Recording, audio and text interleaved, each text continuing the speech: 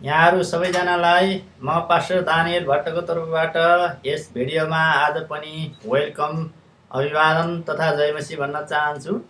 आज फेरि म क्रिस्चियन शब्दार्थ नामक पुस्तकबाट बाइबलको अर्थ लिएर यहाँहरूको सामु उपस्थित भइसकेको छु र मलाई लाग्छ बाइबल भनेको के हो भन्ने विषयमा यो भिडियोबाट तपाईले राम्रोसँग सुन्नुभयो भने तपाईले धेरै आशिष पाउनुहुनेछ र यो पुस्तकमा चाहिँ बाइबलको अर्थलाई चाहिँ स्पष्टसँग बताइएको छ।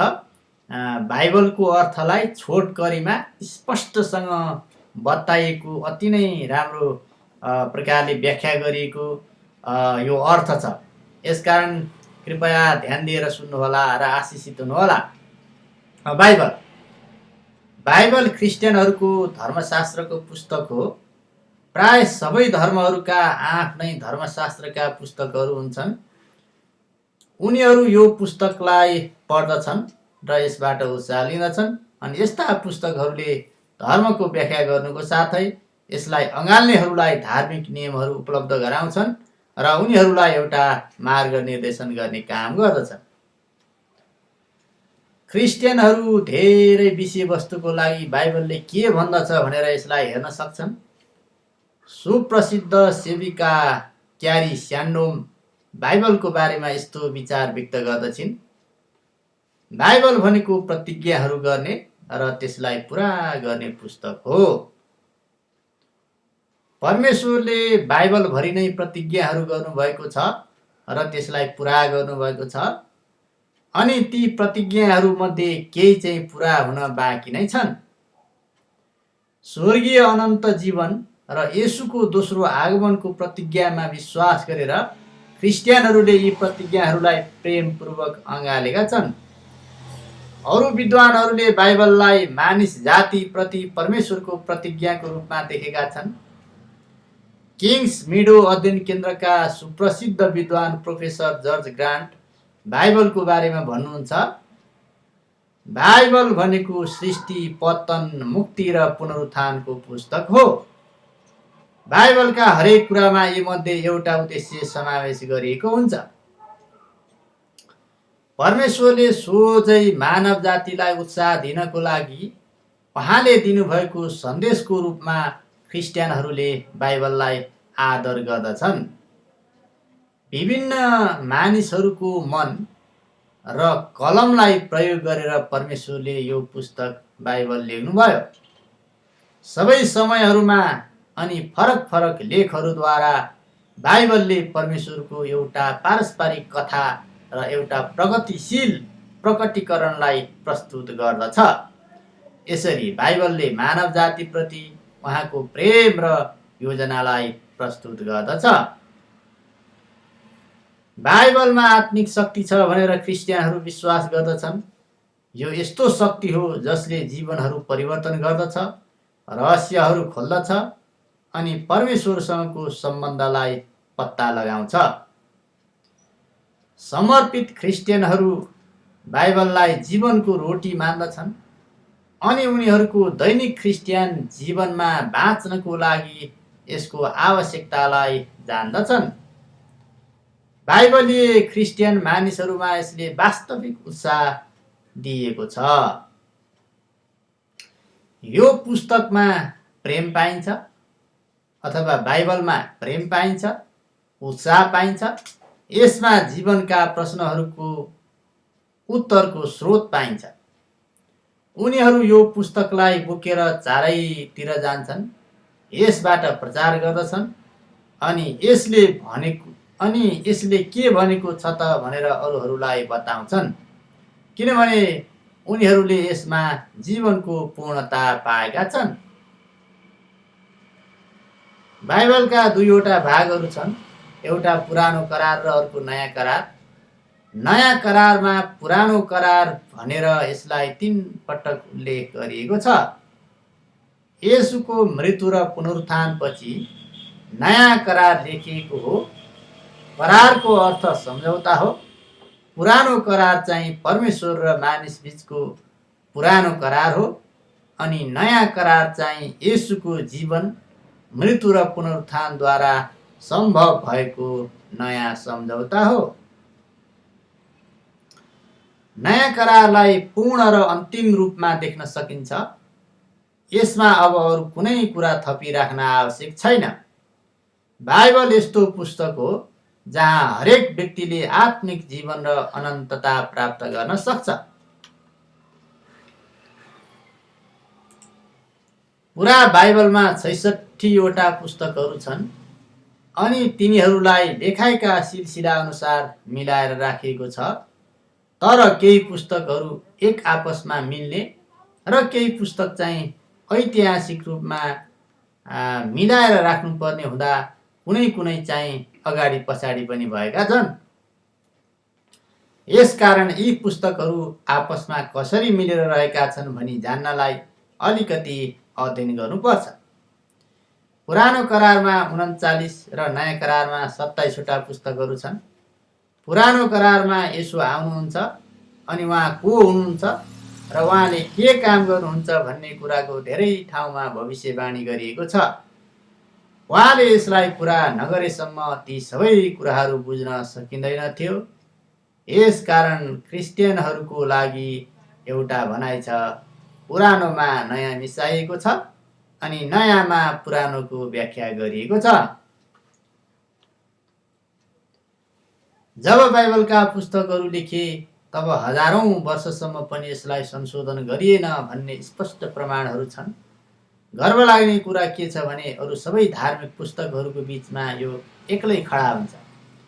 प्राय अरू सबै धर्मका पुस्तकहरू हजारौं र सयौं वर्ष अगाडिको भन्दा अहिले धेरै नै संशोधन गरिएको छ। एउटा प्रतिबाट अर्को प्रति उतार्दा बाइबलमा कुनै हेरफेर नहोस् भनेर सुरुवातबाट नै बाइबलको कपी गर्नको लागि कडा नियम थियो अनि यसलाई हातैले अर्को प्रति उतार्दा यसमा कुनै परिवर्तन नहोस् भनेर विशेष सावधानी अपनाइन्थ्यो। यसकारण आज हामीले जुन सुन्दर बाइबल पढ्न पाएका छौँ त्यही बाइबल प्रथम शताब्दीका मानिसहरूले पढेका थिए अनि आउने शताब्दीका मानिसहरूले पनि यही बाइबल पढ्ने छन् भनेर क्रिस्चियनहरू विश्वास गर्दछन्। यसकारण बाइबलमा मौलिक रूपमा कुनै त्रुटि आउन हुँदैन भनेर क्रिस्चियनहरू विश्वास गर्दछन्। यसबारे अझ धेरै जान्नको लागि यसै पुस्तकको भूलरहित भन्ने शीर्षकबाट तपाईँले पढ्न सक्नुहुनेछ भविष्यमा यो पुस्तकलाई प्रकाशन गरेपछि। यसकारण बाइबलमा मौलिक रूपमा कुनै त्रुटि आउन हुँदैन भनेर क्रिस्चियनहरू विश्वास गर्दछन्। यसै कारण परमेश्वर को हुनुहुन्छ भन्ने बारेमा इतिहासको बारेमा र परमेश्वर के चाहनुहुन्छ भन्ने बारेमा बाइबलमा कुनै गलत विचार छैन। अनि क्रिस्चियनहरूको लागि बाइबल जस्तो उत्तम पुस्तक अर्को छैन। क्रिस्चियनहरू बाइबललाई पढ्दछन् र विश्वास गर्दछन्। अङ्ग्रेजी बाइबलका संस्करणहरूमा धेरै भिन्नताहरू छन्। अङ्ग्रेजी बाइबलका संस्करणहरू महत्त्वपूर्ण अर्थ दिनको लागि एक अर्कामा फरक छैनन् तर शैलीमा भने फरक छन्। उदाहरणको लागि अङ्ग्रेजीको किङ जेम्स बाइबल 7औं शताब्दीमा लेखियो। New king James Bible new king James Bible अथवा एनकेजेबी चाहिँ यो केजेबीको भाषामा सुधार ल्याउने प्रयास हो। अरू लोकप्रिय आधुनिक संस्करणहरूमा न्यू अमेरिकन स्ट्यान्डर्ड एनएस धेरै नै मौलिक अनुवाद हो। न्यू इन्टरनेसनल भर्सन एनआइभी पनि छ। इङ्ग्लिस स्ट्यान्डर्ड भर्सन इएसभी पनि छ अनि न्यू लिभिङ ट्रान्सलेसन जस्ता बाइबलहरू पढ्नको लागि सजिलो होस् भनेर शैलीमा फरक गरिएको छ। अरू पनि बाइबलहरू छन् जुन चाहिँ शब्द अनुवाद गरिएको होइन तर उही अर्थलाई बुझ्न सजिलो गराइएको छ। ती बाइबलहरूमा लिभिङ बाइबल अङ्ग्रेजीमा टिएलबी र मेसेज एमएसजी पर्दछन्।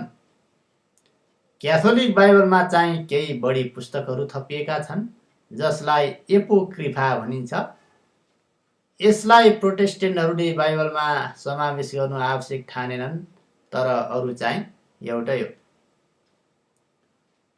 अङ्ग्रेजीमा थुप्रै प्रकारका अध्ययन बाइबलहरू छन् जसको मतलब धेरैभन्दा धेरै नोटहरू र टिप्पणीहरू उपलब्ध गराउनु हो।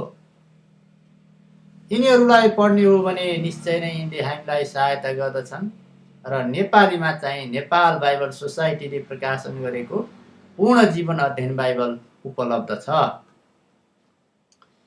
बाइबललाई यसको अर्थमा नै फरक आउने गरी कुनै एउटा निश्चित सम्प्रदायको भावनालाई उच्च पार्नको लागि परिवर्तन गरिएका बाइबल संस्करणहरू पनि छन्। यस्ता सम्प्रदायहरू वास्तविक क्रिस्चियनहरू होइनन्, तापनि उनीहरू आफूलाई क्रिस्चियन भनेर दाबी गर्दछन्। त्यति मात्रै होइन, उनीहरूको बाइबल मात्र आधिकारिक हो भनेर उनीहरू दाबी गर्दछन्। हामीले जानिराख्नुपर्ने यस किसिमका बाइबलहरूमा एउटा चाहिँ Mormon Bible, the Joseph Smith translation वा इन्स्पायर भर्सन हो है।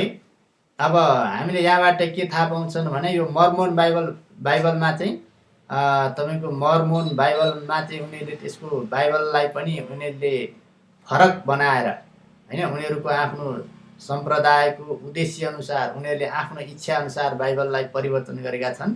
त्यसकारण मर्मन बाइबल हामीले पढ्नु हुँदैन, जसलाई द जोसेफ स्मिथ ट्रान्सलेसन भनिन्छ, र इन्स्पायर भर्सन। ती बाइबलहरूको चाहिँ के छ भने उनीहरूले चाहिँ मुख्य बाइबलको भावमा उद्देश्यमा नै फरक हुने गरी प्रकाशन गरेका छन्। र यसैसँग सम्बन्धित गराइएका उनीहरूका अन्य पुस्तकहरू पनि छन् र उनीहरू किङ जेम्स भर्सनलाई पनि बेला बेलामा धेरै पटक प्रयोग गर्छन्। अनि यहोवाको साक्षीहरूको चाहिँ न्यू वर्ल्ड ट्रान्सलेसन भन्ने संस्करण छ, त्यो बाइबल पनि हामीले पढ्नु हुँदैन। यहोवाको साक्षीहरूले आफ्नै बाइबल बनाएका छन्, न्यू वर्ल्ड ट्रान्सलेसन है। त्यो चाहिँ उनीहरूको बाइबलको खास भाव अनुसार मर्म अनुसार नभएर आफ्नो उनीहरूको त्यो सम्प्रदायको उद्देश्य योजना अनुसार उनीहरूले परिवर्तन गरेका छन्। त्यसकारण त्यो बाइबल पनि हामीले पढ्नु हुँदैन। यी दुवै बाइबलहरूले अबाइबलीय धारणाहरूलाई प्रस्तुत गर्दछन् र येशूको महिमालाई यिनीहरूले अपूर्ण बनाएका छन्। यी मर्मनहरूले र यहोवाको साक्षीहरूले चाहिँ येशूको महिमालाई अपूर्ण हुने गरी उनीहरूले बाइबललाई चाहिँ नि परिवर्तन गरेका छन्। यिनीहरूले आफ्नो समूहको उद्देश्य पुरा गर्नको लागि स्पष्ट रूपले बाइबललाई परिवर्तन गरेका छन्। संसारमा झन्डै 7,000 वटा भाषाहरू छन् अनि धेरै क्रिस्चियन समुदायहरूले बाइबललाई ती प्रत्येक भाषामा अनुवाद गर्ने लक्ष्य बनाएका छन्। वाइक्लिफ बाइबल अनुवादकहरूका अनुसार 670 भाषाहरूमा मात्रै बाइबल अनुवाद गरिएको छ। अनि तपाईँको चाहिँ नि नयाँ करार 1521 भाषामा अनुवाद भएको छ र अरू चाहिँ नि 1100 भाषामा कमसेकम बाइबलको एउटा पुस्तक अनुवाद गरिएको छ। 2195 भाषाको लागि बाइबल चाहिँ अनुवादको प्रक्रियामा छ अनि 1860 भन्दा बढी भाषाहरू अनुवादबाट निकै टाढा छन्। कसैले पनि यसको अनुवादको काम गरेको छैन। यहाँलाई धेरै धन्यवाद भएको होस्। हाम्रो एउटा हाम्रो विशेषता चाहिँ के छ भने यी भिडियोहरूमा हामी बाइबलीय शब्दका अर्थहरूलाई केलाउने र शब्दहरूको चाहिँ नि अर्थ खुलाउने प्रयास गर्नेछौँ। यहाँहरूले हेरेर धेरै आशिष हुनुहोला। यहाँहरूलाई परमेश्वरले प्रशस्त मात्रामा आशिष दिउन्। हस्त, जय मसीह, बाई।